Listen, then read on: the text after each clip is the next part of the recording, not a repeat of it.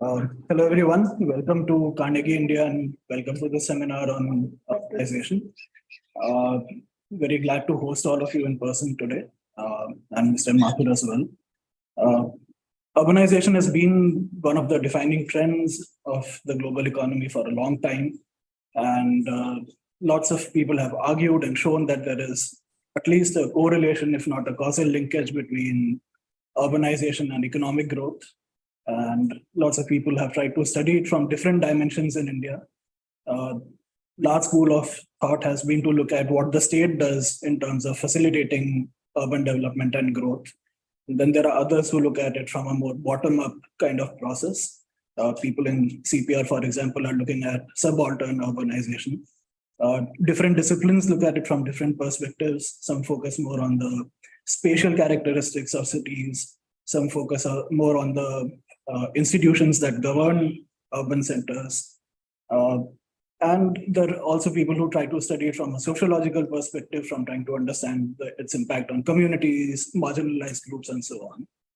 And in the middle of all of this, there is a certain degree of nebulousness about some fundamental characteristics or data about urbanization in India.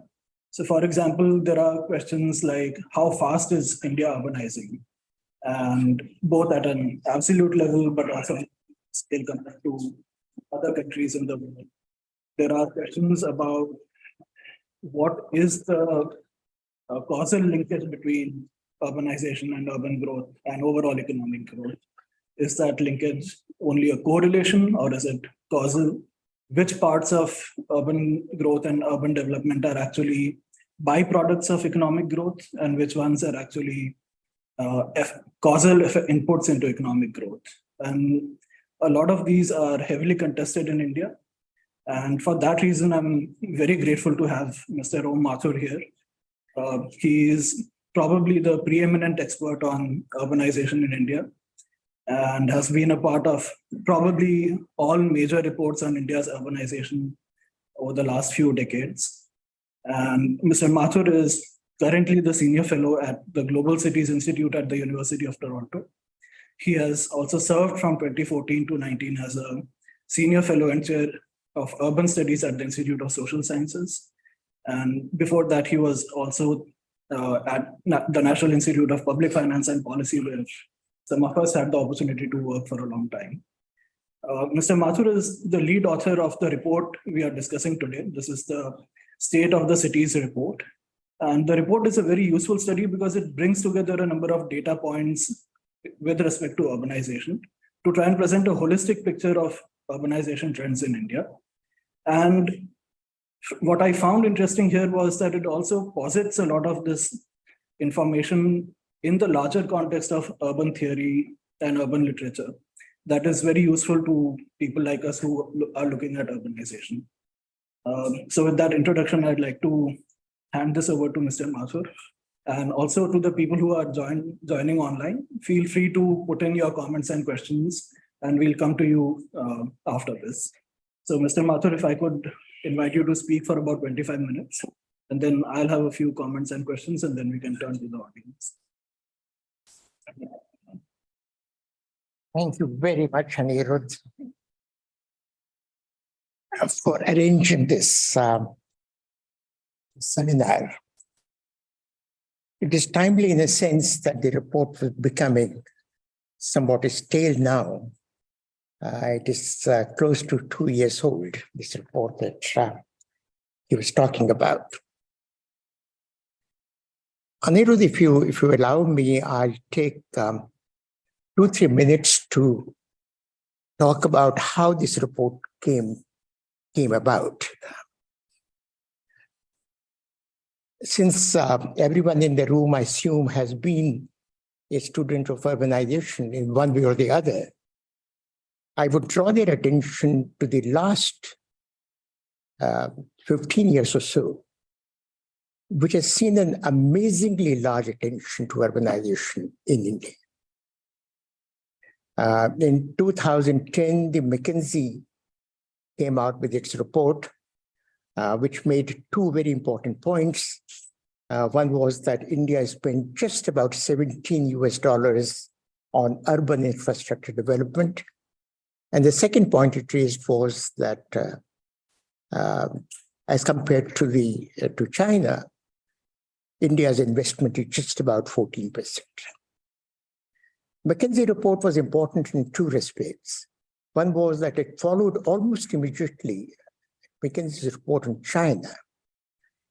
And it was emphasizing in different ways that the time has come for the private sector to begin to look at the urban sector.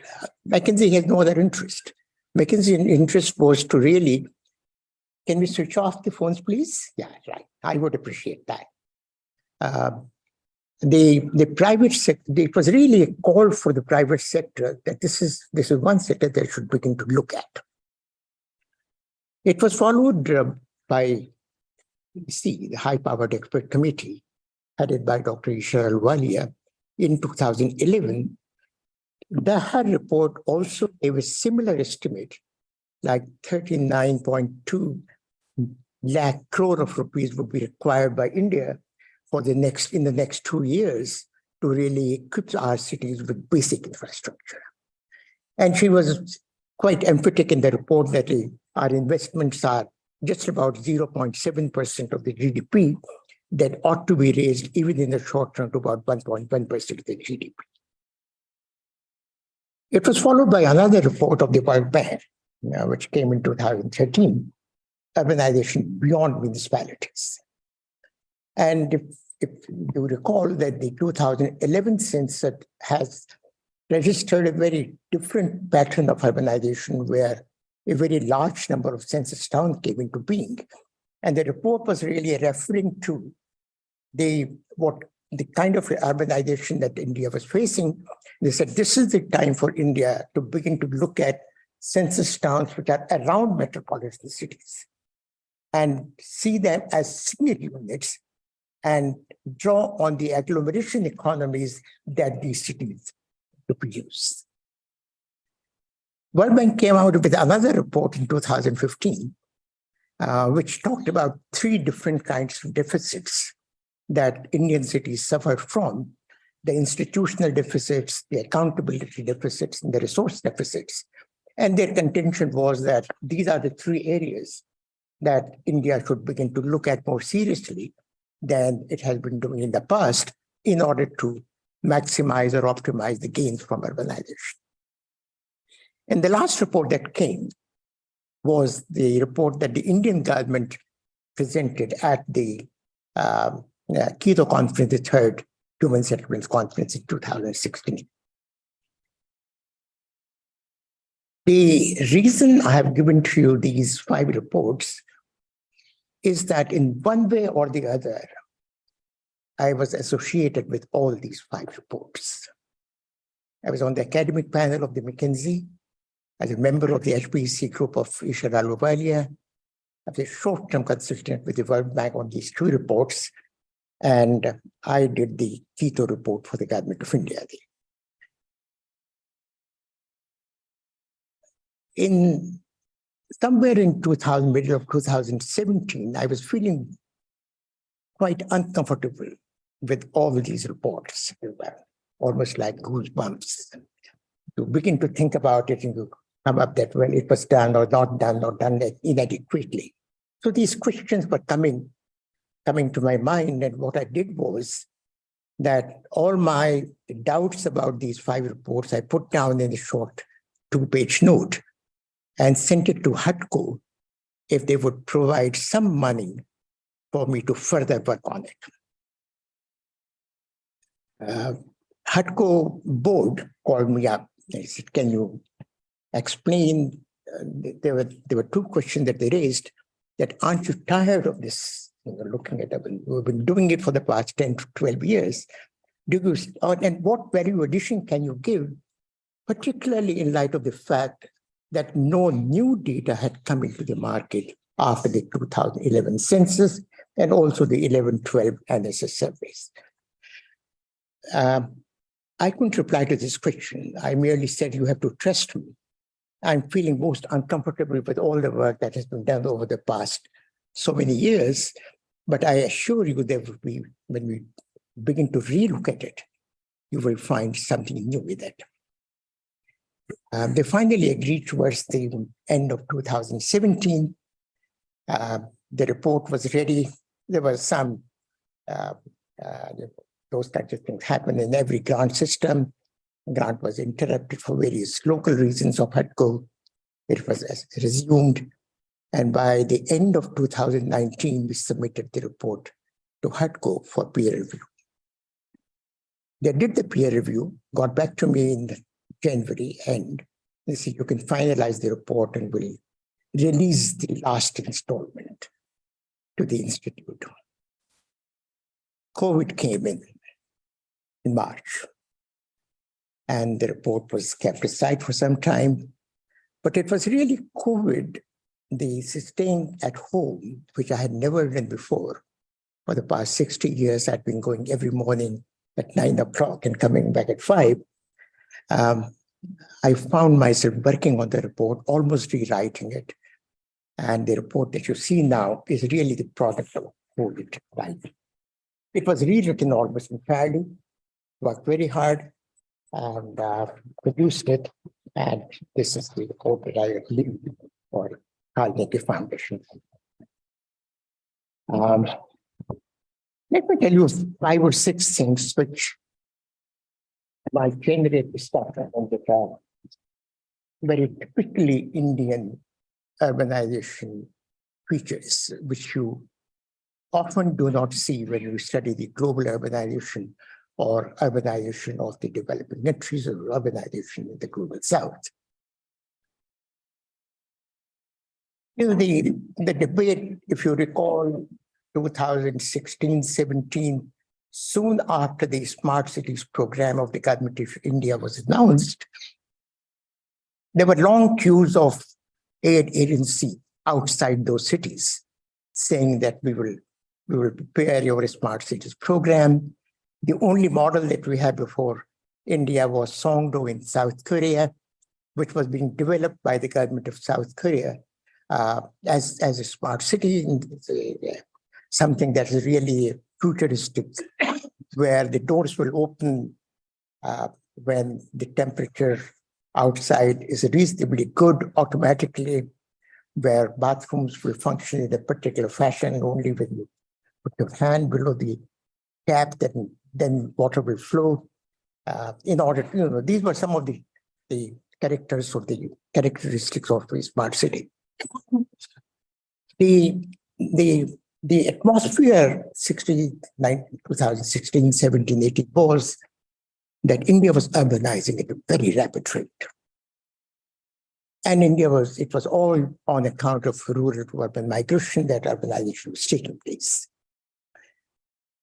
We had hard data on these things. We started looking at data as hard as we could. And we found that neither it was rapid, nor was it being driven by rural to urban migration. That was the first finding of the report. In fact, India was among the least urbanized countries in the world, with just about 32% population. And also the growth rate was also among the lowest in the world.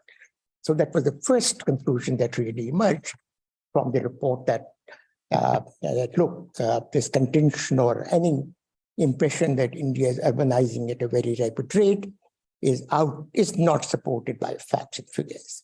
Nor is it being driven by rural migration. It is also not being supported by facts. In fact, over the past 4 decades, the rural to urban migration component in the urbanization growth rate has been between 20% of the total increment to urban population, 20 and 22%. It has not moved out of that at all. So that was the first point that came into being. But the second point that was equally important here, that I mentioned census towns. Census towns is nothing else but any rural settlement that satisfies those 3 conditions to become a census town, and the state government responsibility is to make them statutory. There were roughly about 2,500 such towns in the 2011 census, which became census towns but which were the state governments were most reluctant to really designate them as statutory. And that was for very strange reasons. The strange reason being that if you declare them as urban, all the grant that the state government were getting from the Rural Development Ministry for rural development, including for these towns, that would cease to exist. And they obviously weighing the advantage of keeping them as rural or making them urban, their position was that keeping them as rural was far more advantageous to the state government than if they only changed their status. But going deeper into this, we found that it's a very strange situation in India that what is municipal is not always urban. There are a very large number of municipal settlements whose population is below 5,000, and yet they have municipalities. And what is urban, as identified by the Census of India, they are not municipal. Now you come across a very strange kind of a situation here. What is urban is not municipal, and what is municipal is not necessarily urban. This kind of a conclusion was hitting us all through our work here. Without and no amount of the various meetings, no amount of us, that this reluctance on the part of the state government is damaging India's growth story, not being treated as urban, not being merged with the metropolitan areas and so forth. Is damaging the India's growth story, and we need to sort of relook at it. Not just that, we even said, look, this could be a new normal in the process of India's urbanization. And since I see a number of young faces here, it could be the X factor in the process of India's future urbanization, and the non-recognition of it really is damaging India's. And the state has not changed, and we are still in the same position. A third point that really equally interesting was that some states were urbanizing in a larger measure from natural increase. Natural increase component in the urban population. There are three components: natural increase, urban migration, and census towns. These three are the drivers of urbanization in India. The natural increase component varies anywhere between 40%, the share of natural increase between 40% to 60%. Migration about 20%, the rest of it happens to be census towns, and most is expected. The feature that was hitting us again and again, there were many states which were being urbanized only through natural increase, which according to us was not urbanization, it was simple, plain population growth in urban areas. And because of that, it is not transformatory in the sense, like if it is being driven by rural to urban migration or being driven by census towns, which have become urban on the basis of their own strength, or they've grown in size, their economic character has changed, and the densities have changed without any incentive of any kind. So we were seeing this kind of a very awkward situation arising in India, where the transformatory component is somewhat subdued, and there's a far greater component of natural increase in the urbanization process. Not necessarily a very, very healthy picture as or compared to other developing countries, such as, leaving aside the Latin American countries, which are almost fully urbanized, but even countries like Indonesia, Philippines, Thailand, Vietnam, the growth patterns are very, very different. When you move further into looking at, we always say that urbanization and economic growth together, and Anirudh pointed this out to us. But if you simply see that when 1% increase takes place in the urbanization rate, how much of GDP really rises on that? Probably the figure is 1% increase leads to 3.3% increase in GDP. In our case, 1% increase leads to 1.7% of increased GDP. Now, it is a very low productive kind of increase that we notice as a result of change in the urbanization program. And these are some of the things that we need to be talking about, that look, our urbanization is number one, slow, but whatever urbanization taking place is not as productive as it ought to be, and simply using the data of other developing countries to make our point strong. Another point which is very important was that if you look at the nature of employment that has been associated with this increase, you find that the formal sector increase is far less, and the informal sector increase is far greater in this whole process of urbanization, which means that our urbanization is more informal in nature, if you look at it from the employment point of view, compared to what we expect, that after all, this is an urban area, there would be formal activities will accelerate, but that does not happen in the case of India, which is employment is getting generated, but 60% of that, the employment generation is informal, and only about 40%. But the more important being that it is a formal employment, the share of that is somewhat on declining, and the informal sector growing. And we don't know how to sort of balance it out in our policy framework and how to deal with this issue. And another sort of feature of the process which we noticed was, and which we compare with what's happening in the developing countries, is that our share of GDP, urban share of the GDP, has been increasing, but it is somewhat the rate at which it is increasing has declined in the most recent decade. Our urban share is 52.3% of the total GDP comes from the urban areas. We say it is productive, and it is productive.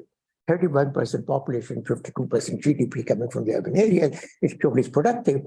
But the rate at which the urban share has been increasing, now we find this rate is beginning to decline, and it comes as a surprise at this level of urbanization, which is low.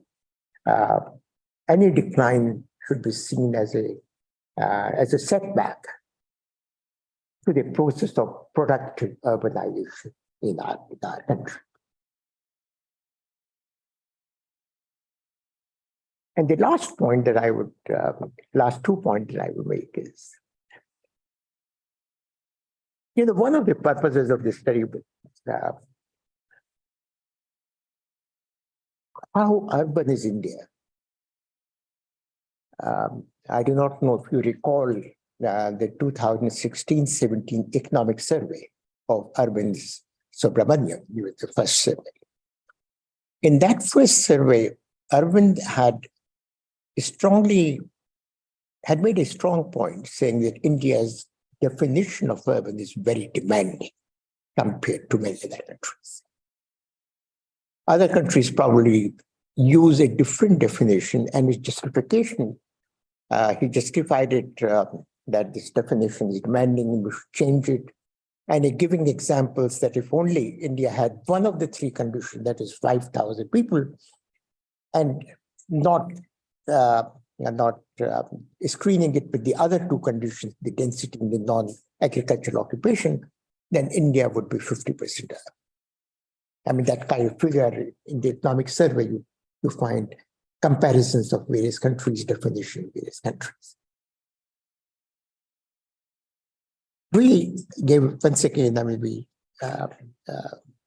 compared, the definition also, there has been an explosion of definitions now.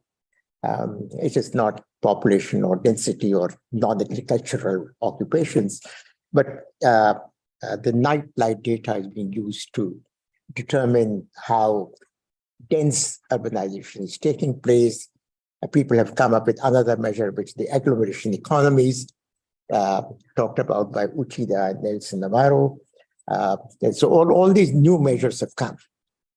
And if you put together all of these measures, you also have the nightlight data, the ground level data. Nightlight data, the obvious criticism that has come is that, our globe is a really 40-watt globe. That is all that, if you travel from Delhi on outward, there is only, glow is very, very low. And normal, in the nightlight data, what they ought to be seeing is at least a 60 wattage bulb in order to say that yes, the area is an urban area.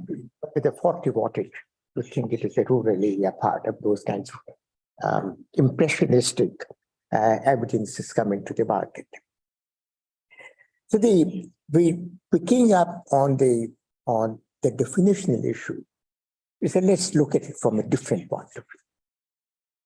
And the different point of view was how urban is India, and we took a series of indicators which represent how developed we are simply on the basis of urbanization, how developed we are in terms of the gross domestic product and all the income indicators that are associated with urbanization. And third was environmental security, which also include access to basic services and how close we are. This index was very fruitful in one way, that it could rank cities. There's nothing surprising about ranking. It's the usual states were high: Maharashtra, Gujarat, Kerala, Karnataka, Tamil Nadu. They're more urbanized than every, when you put them together. And the what actually supposed to call the Bimaru states were at the bottom of it. Nothing surprising. But when you look at the index of the three components differently, that was very revealing that it is not necessary in India that urbanization would always be closely associated with high incomes or very high environmental security. The ranking on the basis of three different broadly categorized measures were very, very different. And that makes it, from a policy perspective, it makes far more complex proposition. If you are all moving in the same direction, you can bring a very coherent kind of a policy to address it. But when one direction is this, the other direction is just stops it, and the third direction goes that way, those become extremely difficult for policy formulation, and we just don't know what to make out of it, including Maharashtra. Maharashtra was very high on the urbanization perspective, but on the environmental security, it seemed to be somewhat lower compared to Kerala and even West Bengal and so forth. So how do you reconcile all these things? It became issues. The conclusion of all this was really that we picked up three kinds of questions which we are now dealing in another work. That instead of worrying too much about the definition that the world uses, let's see whether at this per capita income, which is roughly about $2,000 US, are we over-urbanized or are we under-urbanized? Let's look at it that way. At this level, pick up 20, 30 countries, the larger countries, their urbanization level and their per capita GDP, and compare it with India's. Is India over-urbanized, under-urbanized? This is one question that is engaging us at this point. The second question that is engaging us is that, and which if you I recall the budget of last year, or if you see some of the public statements that keep coming, they're all saying that by the year 2047, India will be a developed country, including this modern-day statement by the Prime Minister. Which means that between 2022, another 25 years, India should be a developed country. Or our question, there are two questions that we're dealing with here. How long does it normally take for a lower middle income country that India today is to become an upper middle income country? How long has it taken for other countries to really travel this kind of a distance? And the third question, the linked question is, if you do become, first of all, the answer to these, I'll come to the answers in a minute. How should this process of the transition from lower middle that India today is, how to make this transition productive? What is it that 10 things or 5 things that we must do now and between now and the year 2047 so that this process is productive and inclusive, and you can add many more things like resilience and so on and so forth. The question is important because there's a very nice report from the World Bank saying urbanization without growth. And there are many countries which are urbanized, but without much growth. Nigeria is one example of the large countries which really urbanized very fast, but income growth was so low that it is saddled with kinds of problems that we find usually in our cities as well. There's no housing, there is no services, all these kinds of problems which arise now. Now, the kind of things that strike us, I do not know whether I'm bringing in my economics background. In economics, we say that there are 4 factors of production that need to move in together in order to produce the most optimal results: land, labor, capital, and technology. In our case, what is happening is that while technology-driven growth has been very high, 6% is no joke, but it is technology-driven, knowledge-driven. The other 2 factors of production, which are as critical to sustaining this growth, that is land also entering into the market simultaneously, and the labor also entering into the market simultaneously to produce a more balanced growth and sustainable growth that in our country is not happening.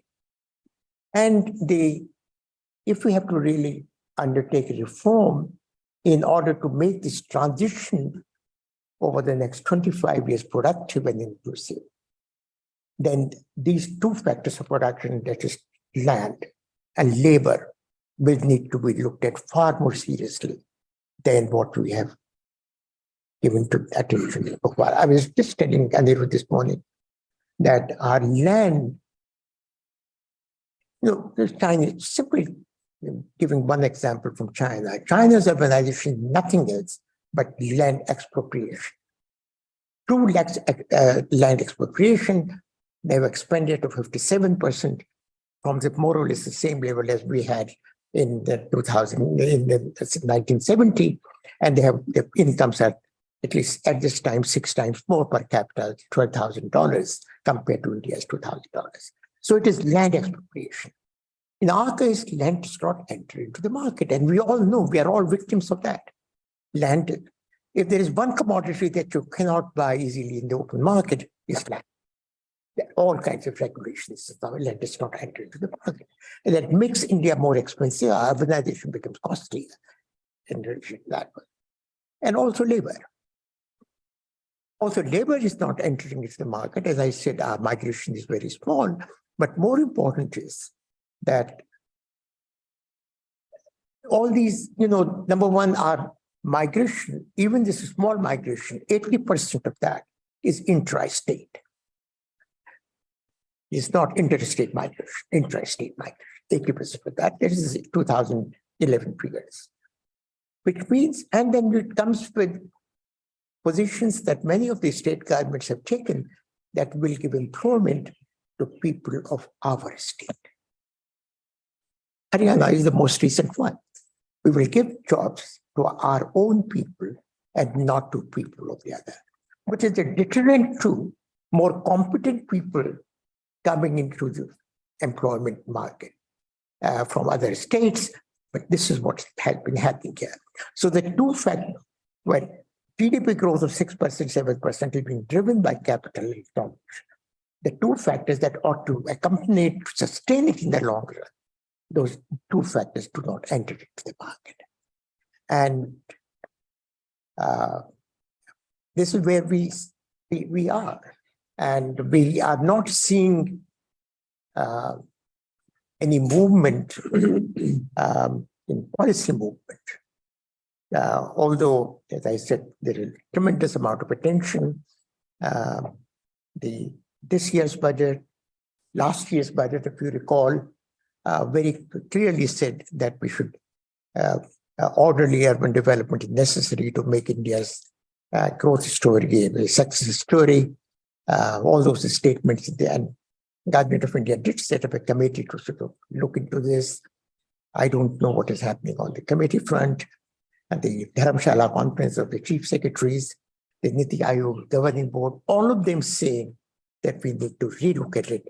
But when it comes to a policy driven any initiative, we don't really find those kinds of initiatives in our country. Anirudh, I would like to stop here.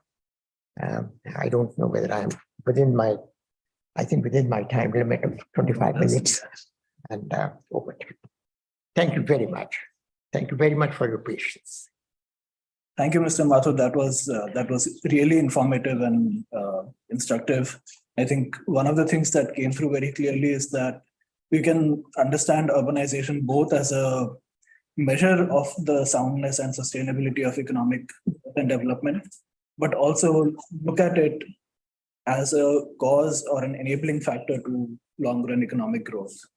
And you raised many important points. One is that, and the one I would like to start with, is that on a number of issues, India is actually bucking the trend or seems to be anomalous in terms of the patterns of urbanization. Have you been able to identify one or two reasons why this could be the case? Is there something structural within the economy that is leading to this? Or is it our policies? So in terms of the patterns of urbanization that you described, you pointed out that in contrast to many other experiences, we are not driven, for example, by migration, but by natural growth. And you gave other examples also. So are there some underlying factors that are influencing this pattern of urbanization, or is that something that is? Well, the underlying factors, migration has been studied quite a bit extensively. In fact, even as early as 1962, if you look at the book, India's Urban Future, produced by the University of California in 1962, Donald Bo and Zakaria, they said, look, the language, the religion, caste systems, they do not allow easily people from migrating from place A to place B. And therefore, even though we keep saying that people are moving and so on and so forth, but these are three very important factors that prevent India's population from moving from one place to another. English is yes. I think people who migrate, I don't know what is the proportion of people language, but there seems to be one of the conclusions of 1962 work refers to these causes for a low migration. And I don't know what, we can't overcome that. The caste, religion, language, all of these we cannot overcome. This is given. It is also true that other countries do not have, at least in terms of language, by and large, there's one language. So we have this cross limitation that in Maharashtra we will speak Marathi and Punjab we will speak Punjabi. So this comes as a limitation in terms of freer migration or accelerating it. That's one structure. Other reasons being what I just now mentioned, that the urbanization is really not national picture. Regionally, people are migrating, but not really in the country from one part to the other. And that is because of our policies with respect to migrants like this. So these two seem to be the obvious reasons. So in some sense, we might not actually have the same kind of experience that many developed countries have gone through of rapid migration, mainly because of these underlying factors. And so to expect interstate migration to be a major component of urbanization might be a little off, right?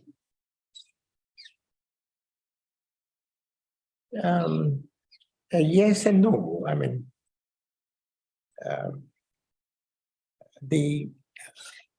if we are making a distinction between A and B as to where do you come from, this is one very normal question that we all have asked one time or the other in our interviews. Where do you come from? This itself shows kind of a discrimination. Where do you come from? It has no relevance to the job.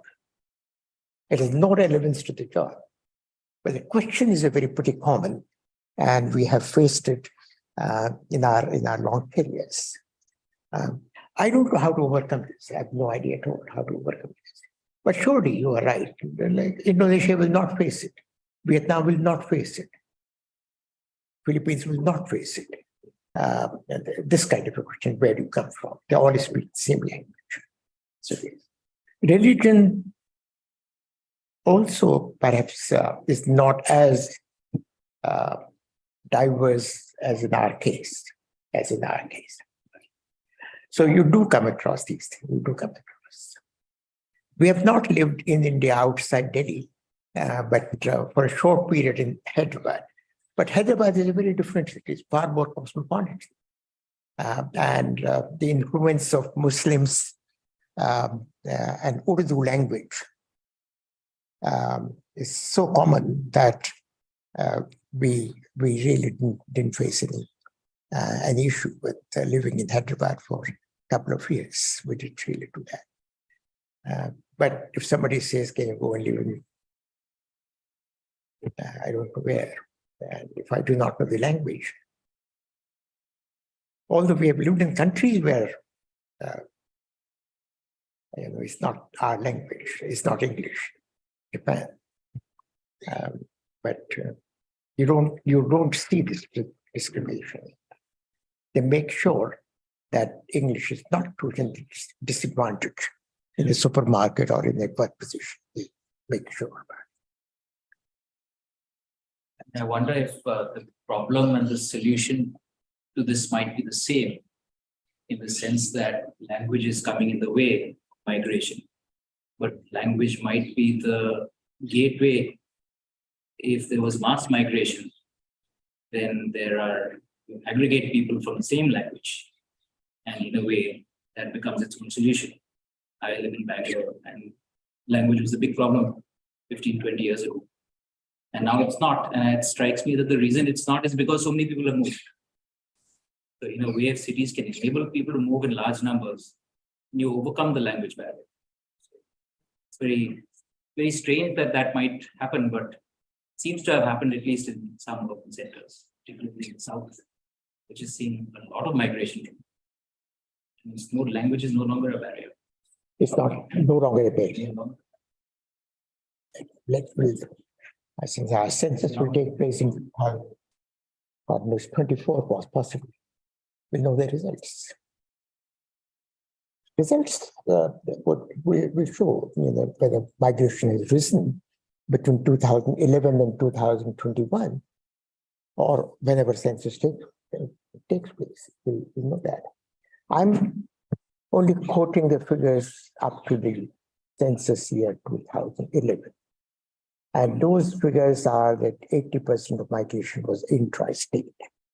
Now, it is true that our states are also very big. And probably if there were smaller states, we'll see the same migration taking place interstate. But our state, like Bihar, they're huge states. And they don't speak the same language is the same, but at least the regionalization of, hill areas, closer to hill areas versus eastern Uttar Pradesh. They speak very accent and so forth, linguistic. But I don't.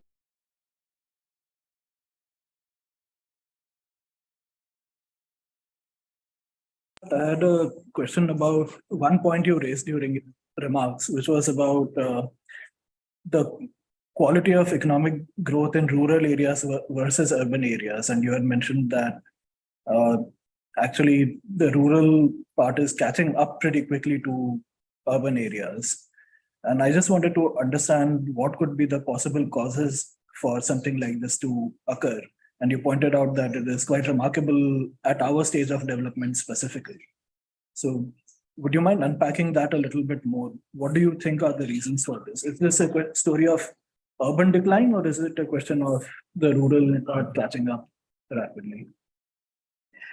My gut feeling is that rural areas are getting the urban impact.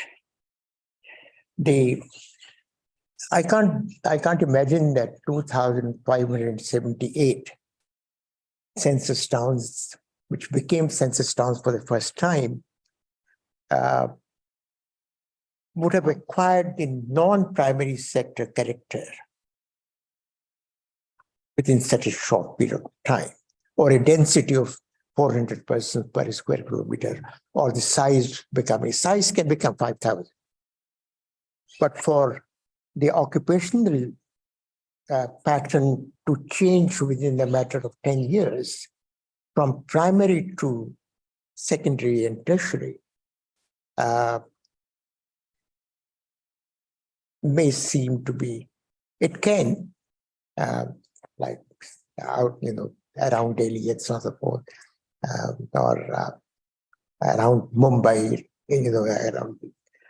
But you could well be right that it's not so much urban decline as a rise of the rural areas becoming urban. That can partly explain the 2011 census results. That would be my best guess. We have not undertaken any primary surveys of these areas. To some extent, Partho did that.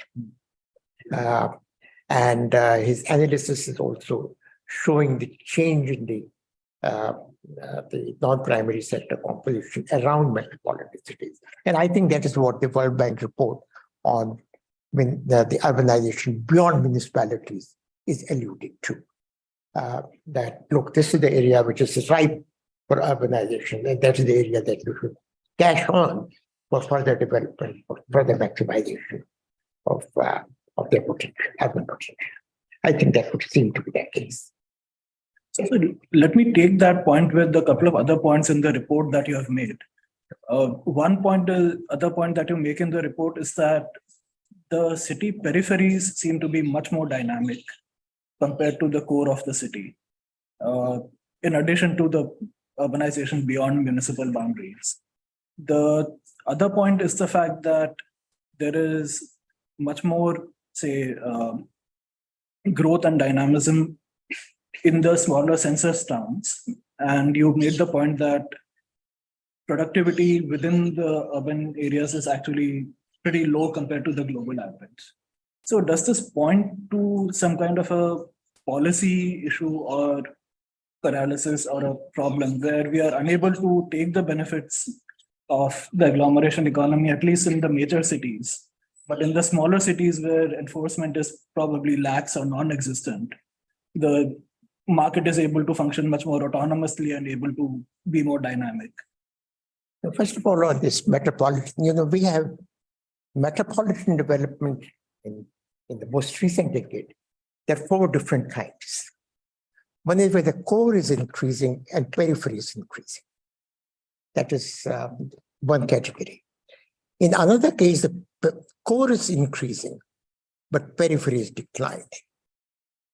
A third case being periphery is increasing and core is declining.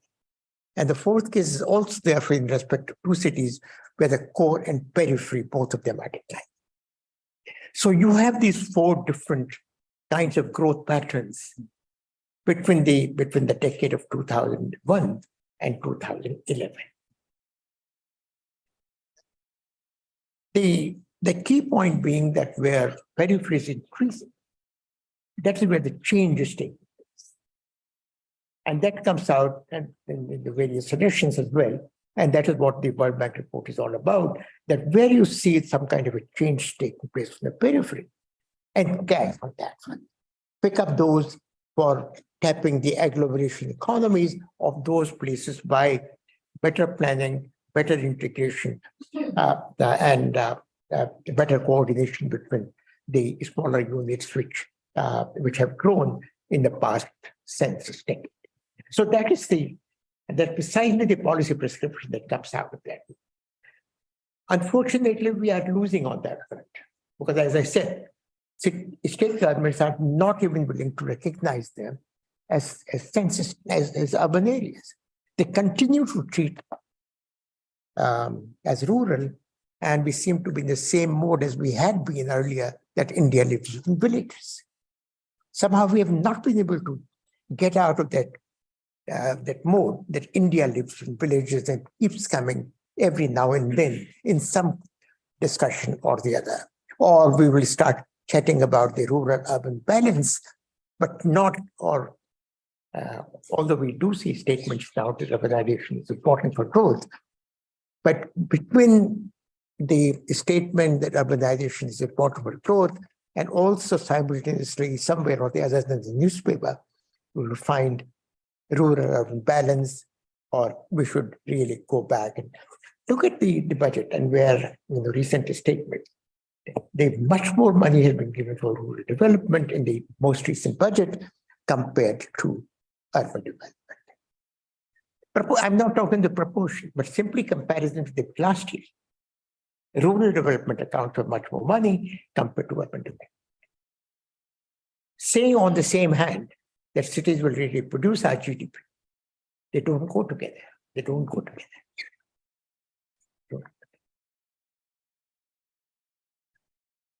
I mean, it's very interesting to simply look at the budgets of this year in particular. This year.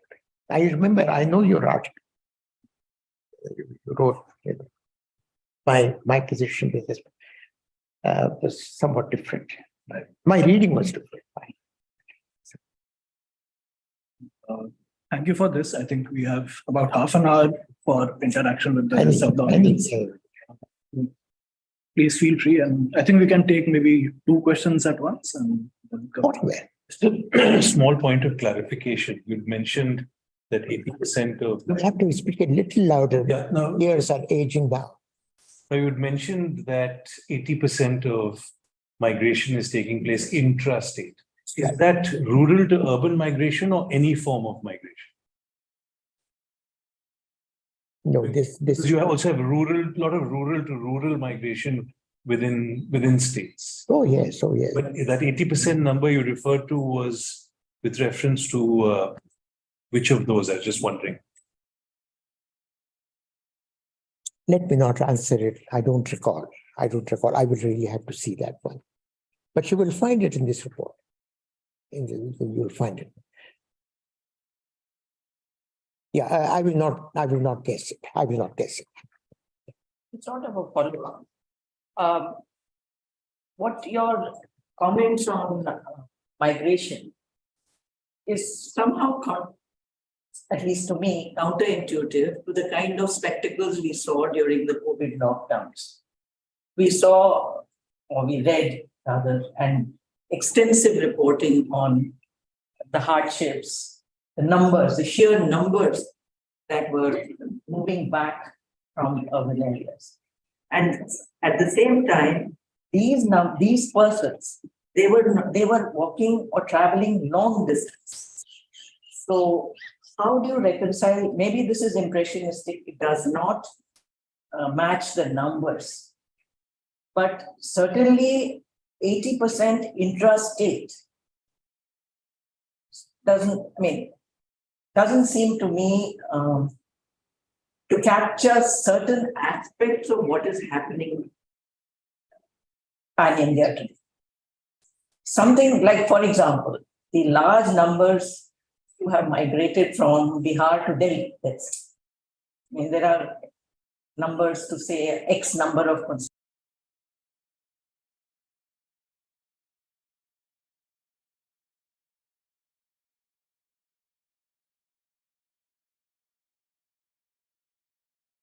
in the government of India.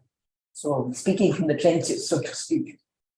How do you, short of having another census, which doesn't seem very, maybe not in our lifetime, but short of that, how do we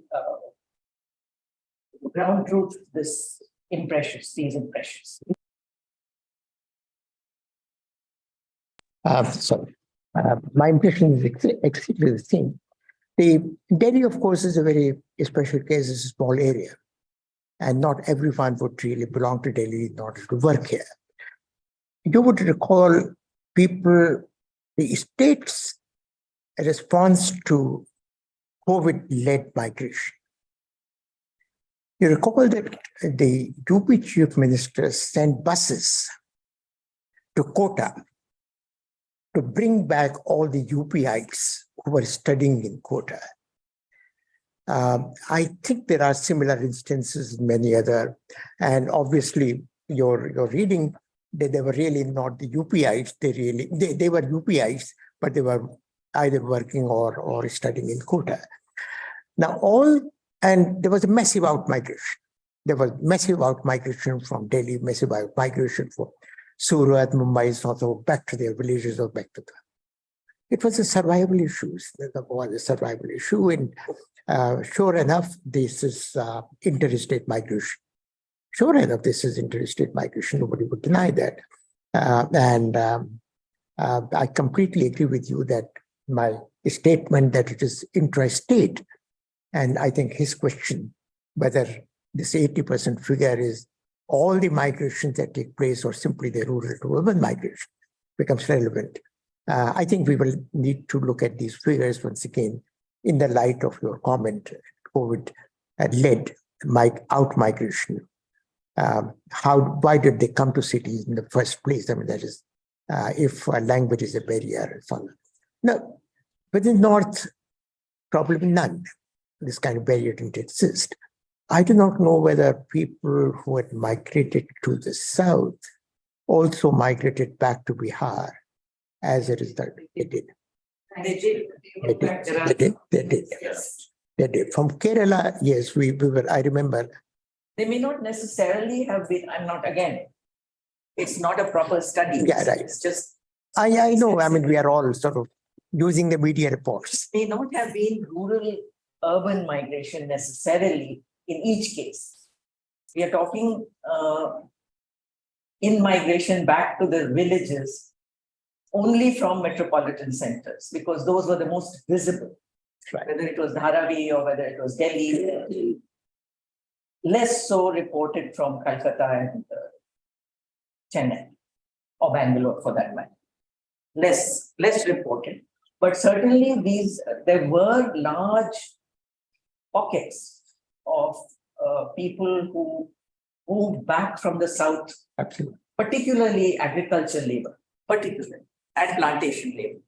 Just to add to that, we were moving from Andhra Pradesh, the chili farmers were moving back to Chhattisgarh in Madhya Pradesh. And so that was the story of the girl who cycled for X number of kilometers. Sorry, may I ask you? Yeah, that is my impression as well. You're migrating back to their own states does not necessarily match with what I'm saying. that 80% of migration was really intrastate. Sure, go ahead. First of all, I apologize for going very quickly.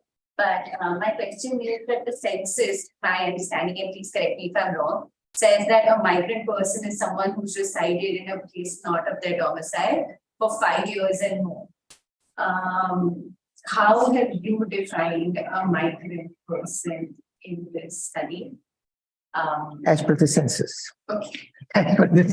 No, we did not invent any definition. We took it, the official numbers. And I think we keep repeating this point again and again, that we have used formal data sets comparable over time. We are not taking the night light data, which is now in fashion, or the quick generating data, which we are using nowadays to make the point that we want to make. We use a different set of data in order to make the point. We didn't do that in our report. So first, thank you for the talk. And I had a question around two interesting trends that you sort of shine the light on. One is that when it comes to the nature of employment in urban centers, the share of informal employment seems to be rising. And at the same time, when you look at the rate of GDP increase from urban areas, that seems to be declining. I'm not sure whether this was covered in the scope of your report or your study, but from your experience and also from your gut sense, do you think there is perhaps a causal or a deeper relationship than pure correlation? That would seem to be, although we did not work it out. But what you said, the rise in the informal sector employment and decline in the formal sector could also be the reason for the low rate of growth in the urban share of GDP. That could well be different. But these causalities become very, very difficult to establish, and we can only associate one trend with the other one to make the point.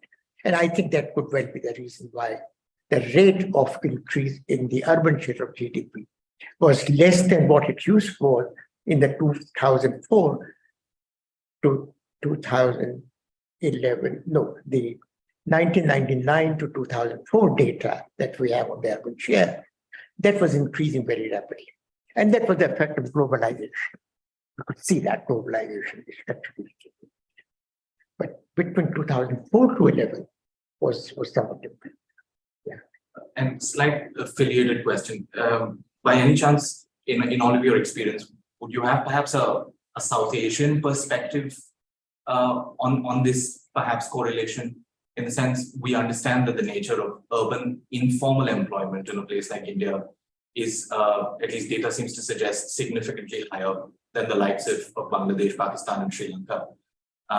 And the fact that city GDPs also seem to be coming down in India. Is there any comparison that you may have done? Definitional issue. Sorry? It is a definitional issue. We are still stuck with the Factories Act of 1948, which defines really, an establishment having 10 persons with electricity or 20% with it, without any power, it's treated as formal. Everything else is informal. So our definition, this is precisely what seems to be the case in case of Pakistan, in case of Bangladesh. I know more of Bangladesh than of Pakistan, where all these, factory workers in the garment industry, they're all formal. They're all formal. But we are still using the same definition of life. Thank you. So my question would be focused on the aspect of production that you referred to, like the land market element. So what we're finding now is that through legislation, state governments are trying to regularize the right to land. They're saying that if you've settled on this land, then you have a right to this land. But this land is non-transferable and it does not enter the land market. So is that a sort of sustainable way of giving that land right? What does it mean for the economy?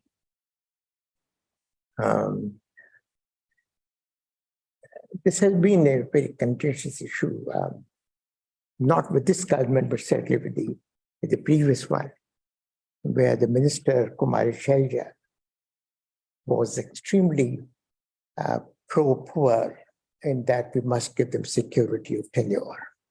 She was very particular. And she brought in a legislation.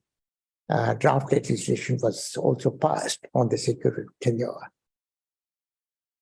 Our argument was with her that the moment you give a security of tenure, mortgageable security, what we were telling her was that yes, okay, you give her the title, but don't give the mortgage rights together with the tenure security. The moment you give the mortgage rights, there would be queue outside that slum settlement.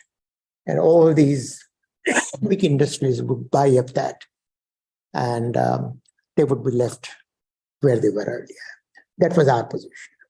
But she did, she overruled us, brought in the Security of Tenure Act, except that the government changed and it lapsed. It was not notified. But yes, there was this issue. Now we're on the point of urban slums. So what we find again is these cases keep coming up in the state, in high courts, in Supreme Court, slum evictions.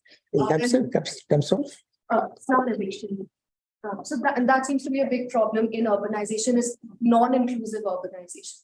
So what impact again does that have on urbanization as compared to GDP? This idea of non-inclusiveness. Very loaded.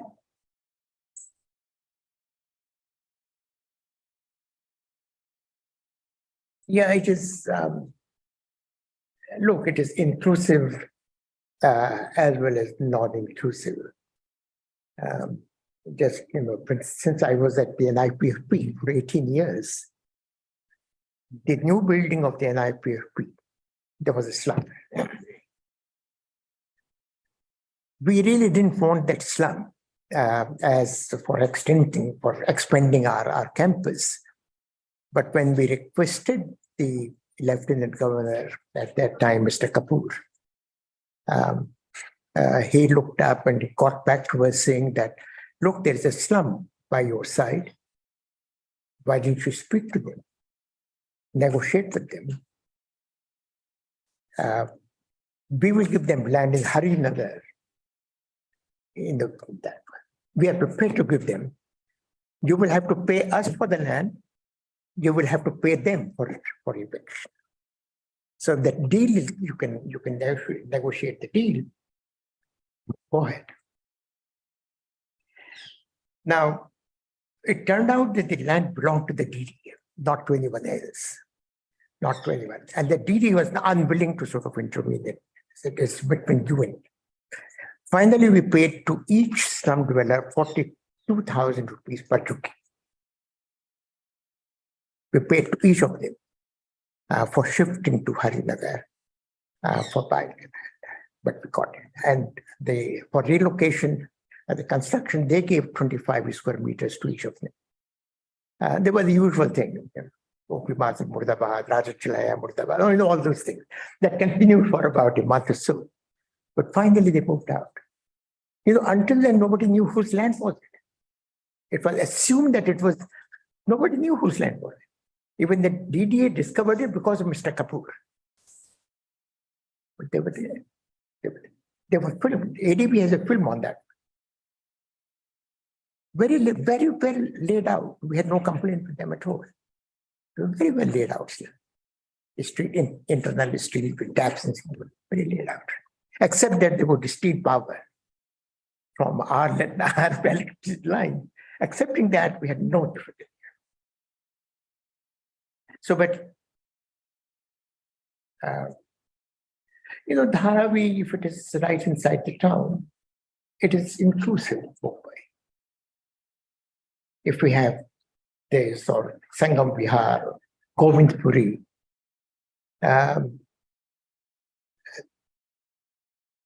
you can't say that.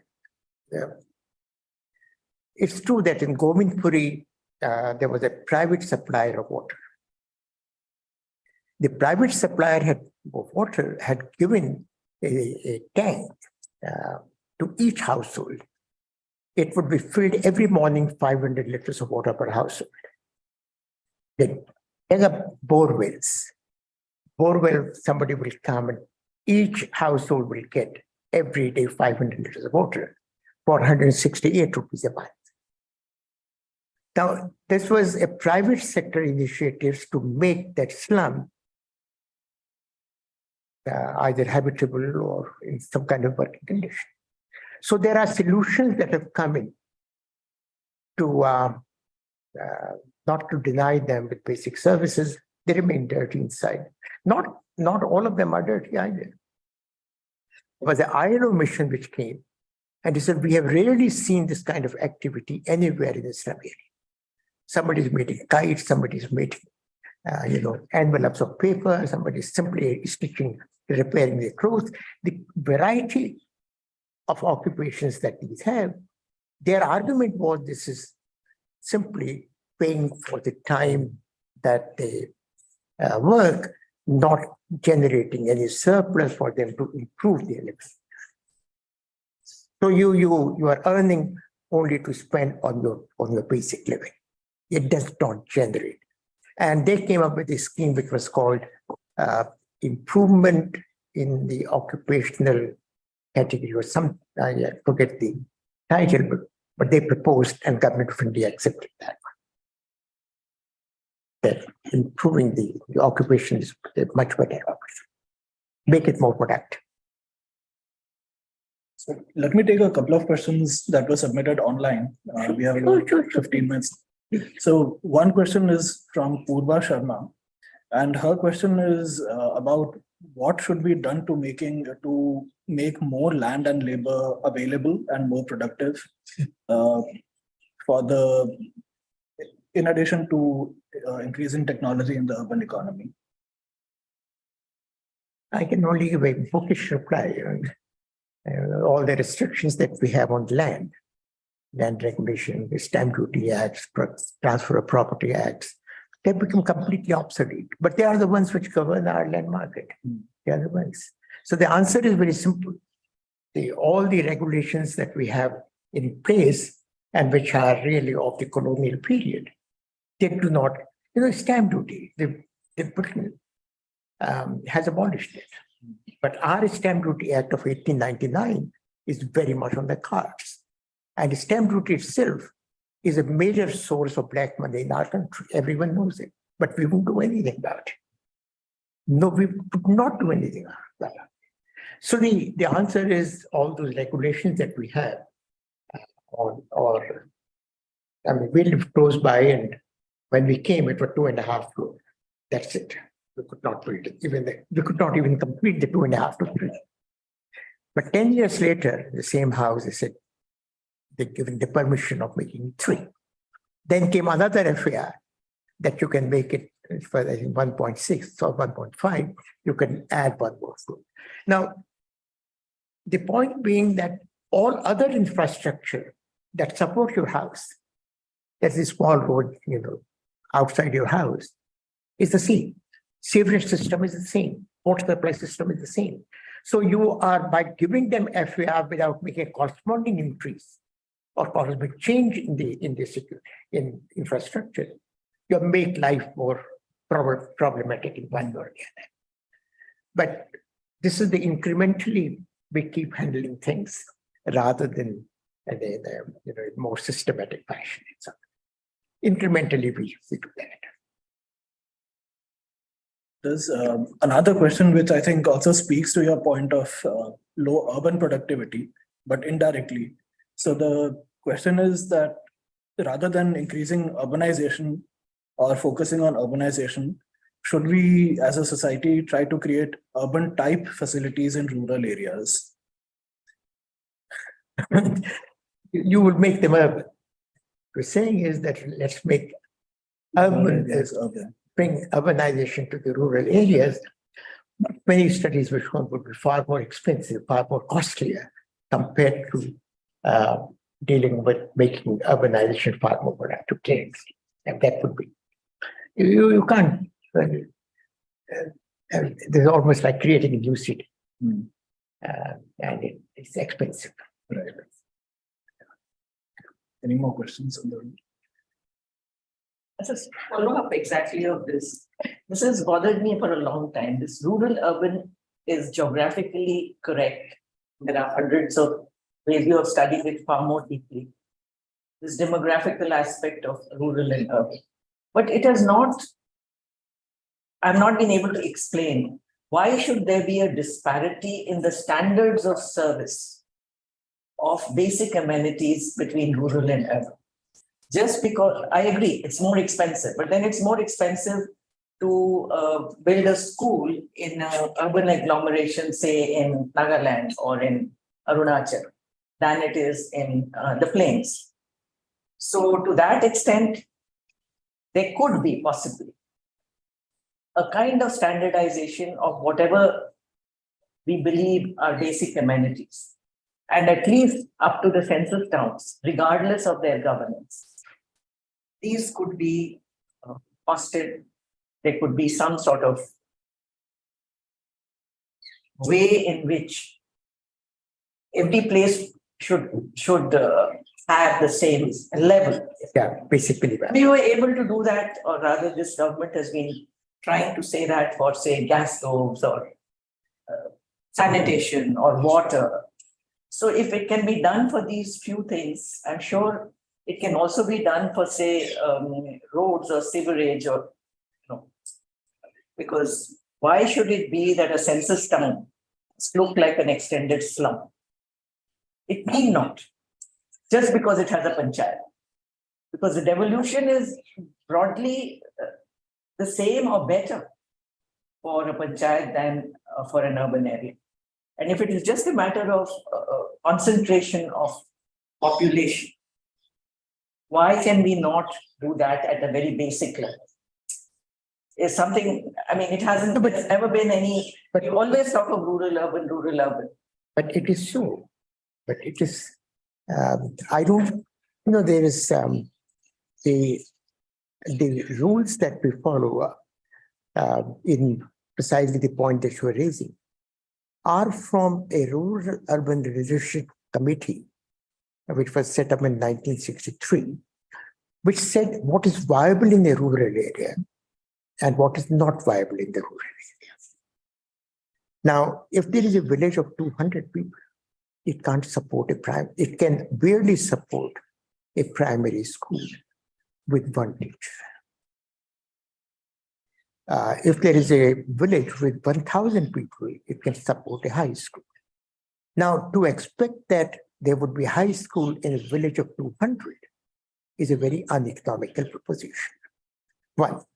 The second, it was followed by the fifth five-year plan, which said there should be a minimum needs program to be implemented in the rural areas. And the purpose of the minimum needs program was precisely to provide minimum needs, and they were defined in terms of the services that you're mentioning. So we have these two guide points in a sense. How to equip the rural area with services that they require, and whether at what level, what size of village would be able to sustain it. These numbers are available in public domain. Now, whether we do it exactly the way the committee said or the way it was specified in the minimum needs program of the fifth plan is anyone's guess. There could be a big gap between what is proposed and what we see on the ground. But on the paper, we definitely have that kind of a framework where minimum needs services will be given to them. And including in the urban area, there are those new programs for the urban poor saying that at least the following facilities ought to be available to everyone, or even the income generating activities for the urban poor in the urban area. I mean, on paper, we might look very rich in terms of our ideas and so on and so forth. But I don't know how far all those things taken and implemented in the manner that we think we ought to. I think if I could attempt a partial answer to that, which is the difference between the ease and the cost of setting up infrastructure versus maintaining it. I think there are many now examples in Swachh Bharat, for example, of where facilities have been set up and they exist, but the maintenance sort of falls off a cliff really quickly in the more remote the facility might be. So that's a sort of the fact of life in a way that you're not going to get the level of maintenance, even if you take the effort and spend the money to build the facility in a census town in the first place. That it's not an explanation, but it's just an observation. Sorry, I would like to differ, will not argue. I think I'm just saying that, I don't want to go much further than look at any public toilet in Delhi and the level of maintenance. I rest my case. I think one of the points this raises is about this question of decentralization and where is the decision making happening. So even when we kind of say that, this village supports this much, the question is, where is that decision being made? And I think far too often in India, that decision is being made much further away from where it should be made. And that goes back to this whole issue of, both devolution from top down and the tax raising capacity of local governments. And we've chosen a certain path where we say that, you don't raise tax and the union will raise taxes, or with GST, it has become even more centralized. And I think that's partly the tension that's playing out in some of these debates. I agree. I agree. I think we are about to reach the end of our time. So I'm going to use my privilege to ask you one last question. And I think it's related to what was just being discussed, which is that if urbanization or the population growth in urban areas is not an impediment to economic growth, It's not. an impediment to economic growth. And on the other hand, urbanization can take place even without economic growth occurring. You gave the case of Nigeria as an example. Why is urbanization an important problem to be understood when we are trying to solve the problem of economic growth? I would imagine this is still the mindset we have. That India lives in villages. We have not been able to break ourselves from this attitude at all. We all read the newspapers. I think about 3 weeks back on this Hindustan Times Sunday. If you see that, I forget the title of the article, but the last paragraph says, we should go back to villages. And that is the way Indians have lived, and that is the way Indians should live. So we have not been able to break up. Without realizing that urbanization, once again, the figure, no country has been able to stop this. Not just this, there has not been a dip in the share of urban population in any of the 228 countries for which we get biannually data from the Urbanization. No country has seen a dip in the proportion of urban population out of this 228 countries. So it is given, it is unstoppable. The issue that is there is, how do we make it productive? How do we make it inclusive, as you were saying? And how do we now make it, with a new fashionable word, sustainable and resilient? The attention ought to be given to these more or less norms now for our future, rather than to whether we can, stop migration, or we can slow down the rate of migration, or by not recognizing census towns as urban, but treating them as rural, despite, it is now 12 years since the results came of the 2011 census. But we are still using them as rural. So if we continue on that, then obviously there is a disconnect.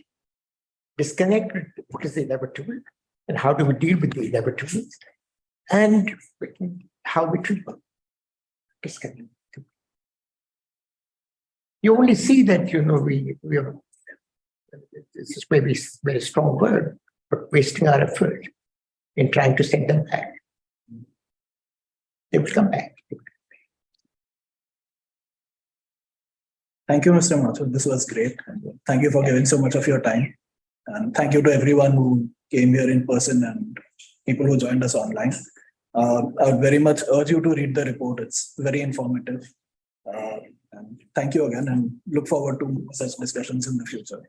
Thank you all very much for being here. It's been, thank you.